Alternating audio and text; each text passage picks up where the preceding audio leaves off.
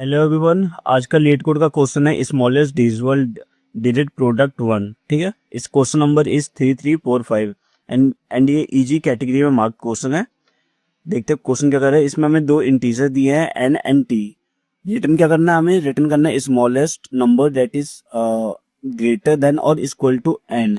It means this is our the target. Okay, such that the product of its digit is divisible by K. तो simple यही बोल रहा है कि जो हमें नंबर दिया है एन, अगर वो टी से डिविजिबल है देन हमें रिटर्न करना है एन। अगर नहीं है तो और कुछ देखना पड़ेगा। तो एन की वैल्यू हमें क्या करनी पड़ेगी, प्लस। आई थिंक ये सबसे सिंपलेस्ट क्वेश्चन है। देखो, एन एन कितना दिया है, 10। इसका प्रोडक्ट कितना हुआ, इन डिजिट का प्रोडक्ट कितना हुआ, 0। और 0 क्या मेरा टी से डिविजिबल है? टी की वैल्यू कितनी हुई, 2। हाँ, डिविजिबल है, तो answer is yes. Then return N value. और देखो नीचे, ठीक है। दूसरा एग्जांपल, अगर एन की वैल्यू हमें देखो 15 दी है और टी की वैल्यू कितनी दी है, 3। यहाँ देखो, क्या एन मेरा डिविजिबल है बाय टी से? इट मीन्स 15 क्या मेरे डिविजिबल है बाय 3? 15 नहीं। Okay, let me correct. यार फ्लो में मैंने ज्यादा ही कर लिया। ठीक है, अब देखो यार, एन हमें 15 नहीं, बेसिकली इसका डिजिट का हमें क्या करना है, प्रोडक्ट करना है। तो कितना आएगा, 5 इंटू 1।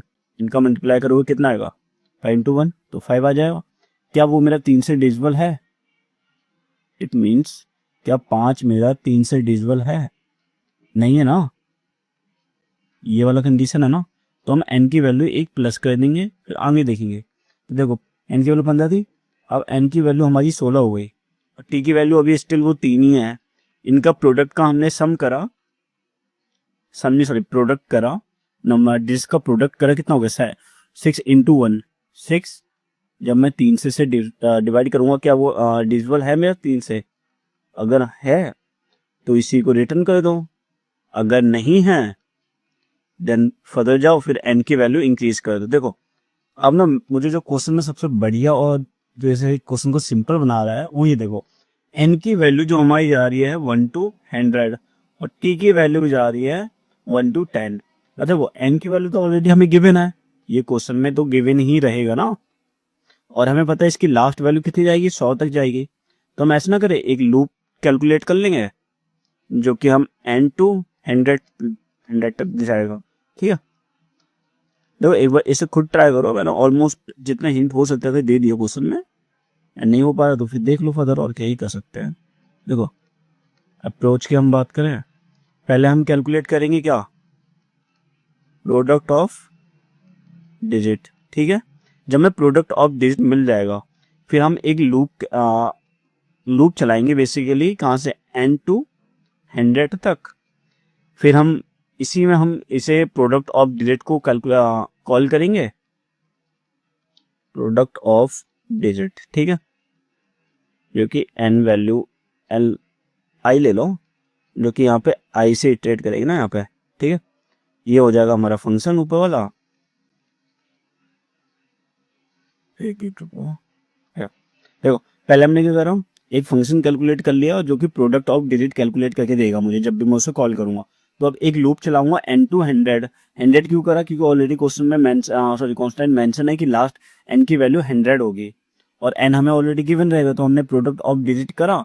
अब सिंपल से यहाँ कैलकुलेट कर लेंगे, इफ ये जो हमने ये कैलकुलेट करा है प्रोडक्ट ऑफ डिजिट, क्या वो मेरा डिविजिबल है बाय टी से? अगर ऐसा है, रिमाइंडर तो हमें 0 देगा, तो हम सिंपल रिटर्न कर देंगे। एक मिनट नीचे लिख दूंगा, क्या कर देंगे, रिटर्न कर देंगे हम यहाँ पे, क्योंकि आई से इटरेट हो रहा है तो आई की वैल्यू हम रिटर्न करेंगे ना। हमें प्रोडक्ट थोड़ी रिटर्न करना है, ये आई की वैल्यू रिटर्न करना है। और ये हमारे 2 लाइन में सिंपल जो कोड है, देखो यार देखता है,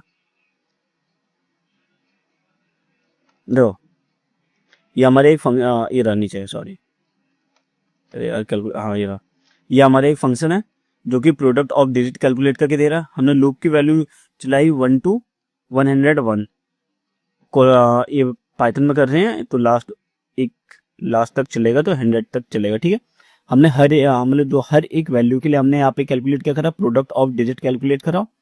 अगर प्रोडक्ट ऑफ डिजिट टी से मेरे डिविजिबल है तो रिटर्न कर देंगे हम सिंपल। देखो ये लिखने की जरूरत नहीं थी, बट मैंने ऐसे ही लिख दिया क्योंकि मुझे पता है यहाँ तो हमारा आंसर मिल ही जाएगा, तो ये जाएगा नहीं, तो इसे हटा देना। ठीक है, तो इसकी यहाँ पे तुम टाइम कॉम्प्लेक्सिटी दे सकते हो, n टू 100 जाएगा, n की वैल्यू मैक्स टू मैक्स कितनी रहेगी, 100 जाएगी। तो हम ओ ऑफ n ले सकते हैं इसका, क्योंकि n की वैल्यू या कांस्टेंट भी ले सकते हैं कोई। तो प्रोडक्ट ऑफ डिजिट में हम n की यहाँ कैलकुलेट करें तो ओवरऑल कितना हो जाएगा हमारा, big O of n time complexity और स्पेस कितना हो जाएगी 1। Okay bye.